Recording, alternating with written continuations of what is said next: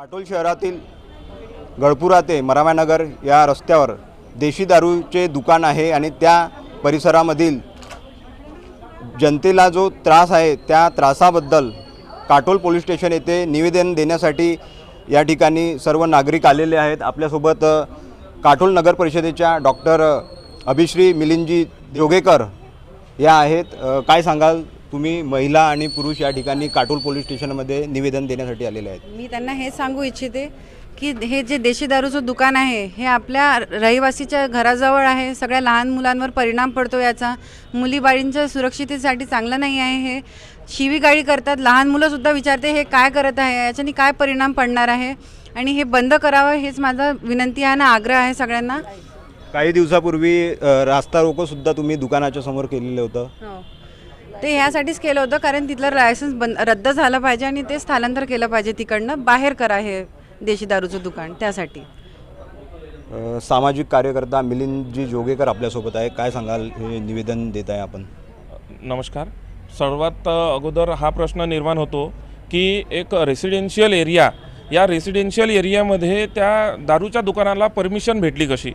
ही permission तिथे शाळाजवळ आहे, तिथे मंदिर जवळ आहे आणि तो रहिवासी एरिया आहे। त्या रहिवासी एरियातल्या मुलांवर कोणता परिणाम पडेल? तिथल्या महिलांच्या सुरक्षिततेचा प्रश्न निर्माण होतो। त्या महिलांच्या सुरक्षिततेकडे कोणी लक्ष देणार आहे का? आणि जर तिथे देशी दारूचं दुकान त्यांनी परमिशन दिली रेसिडेन्शियल एरियामध्ये तर त्या येणाऱ्या पिढीवर काय त्याचा परिणाम पडेल याचा कोणी काही विचार केला नाही का? दुकान जेव्हा सुरू झालं यापूर्वी आपला काही आक्षेप होतो का त्या परिसरातील नागरिकांचे? यापूर्वी आक्षेप होता, पण त्यांनी कुठून परमिशन आणली, कशी आणली हे कोणालाच माहिती नाही।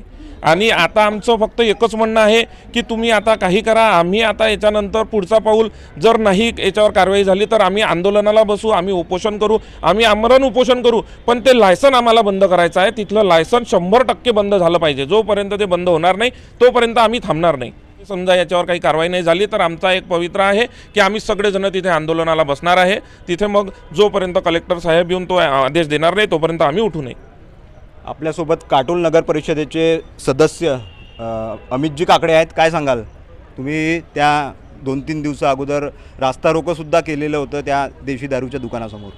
खरं तर हे आम्ही नव्हतं केलं, या महिला आमच्या काकू यांनी सुद्धा होते उपस्थित। मी त्यांच्यासोबतच बिलकुल आम्ही स्वतःहून, पण खरा पुढाकार या महिलांचा आहे की त्यांनी हिंमत दाखवून आज तिथे बसल्या आणि देशी दारूचं दुकान सरकार मान्य दुकान आहे।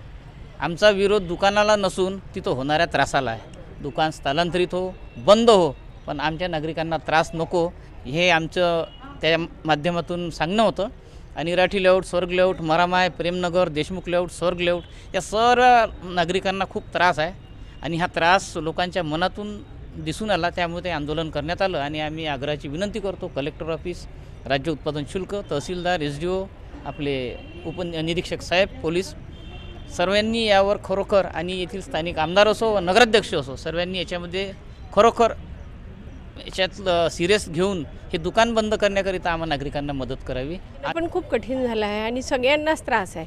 त्रास म्हणजे का, स्त्रियांचाच त्रास स्त्रियांनाच समजू शकतो।